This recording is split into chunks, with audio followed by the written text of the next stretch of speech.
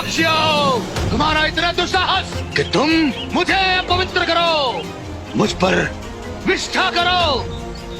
मैं ऋषि दुर्वासा तुम पक्षियों को जलाकर भस्म कर दूंगा। नारायण नारायण। ठहरिए ऋषिवर। कदापि नहीं। देव ऋषि, दुर्वासा के क्रोध से बुरा इस संसार में कुछ भी नहीं। अब तो इन पक्षियों को श्राप देने के बाद ही हम कोई और बात करेंगे। क्षमा करें ऋषिवर। कहाँ ये अमोद पंछी और कहाँ आप जैसा ज्ञानी ध्यानी महायोगी ऋषि। इन्हें क्षमा कर देने में ही आपका बड़प्पन है ऋषिवर।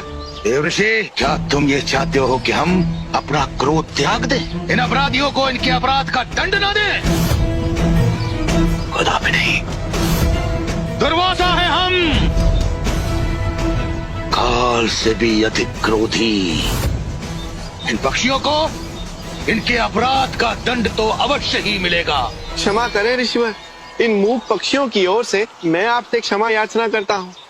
और शास्त्रों में भी तो लिखा है, क्षमा बढ़न को चाहिए और छोटन को उत्पात। इसलिए मेरी आपसे विनती है कि आप इन पक्षियों की हुई इस भूलवश भूल को क्षमा कर दीजिए। देव ऋषि, आप बात तो सत्य कह रहे हैं, किंतु हम ये भी तो नहीं जानते कि हमें इतना क्रोध आता क्यों है। यदि आप इस समय यहाँ उपस्थित न होते, तब तक तो हम इन पक्षियों को दंडित कर चुके होते।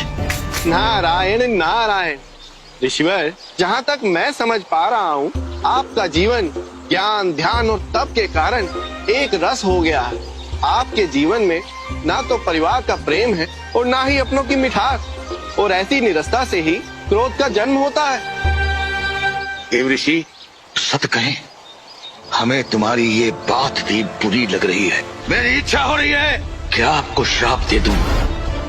इससे पहले कि मैं आपको श्राप दूं, मेरे क्रोध को कम करने का उपाय बताइए। नारायण नारायण। ऋषिवर, आपको कुछ दिन किसी परिवार के साथ रहना चाहिए, किसी का आतिथ्य स्वीकार करना चाहिए, क्योंकि परिवार के साथ रहकर ही आपके इस एकांत का असंतोष दूर होगा और इसी से आप दूसरों की विवशता को समझ पाएंगे।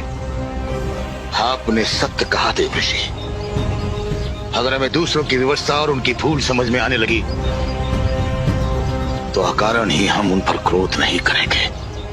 आपके सुझाव पर हम अवश्य ही विचार करेंगे देव ऋषि।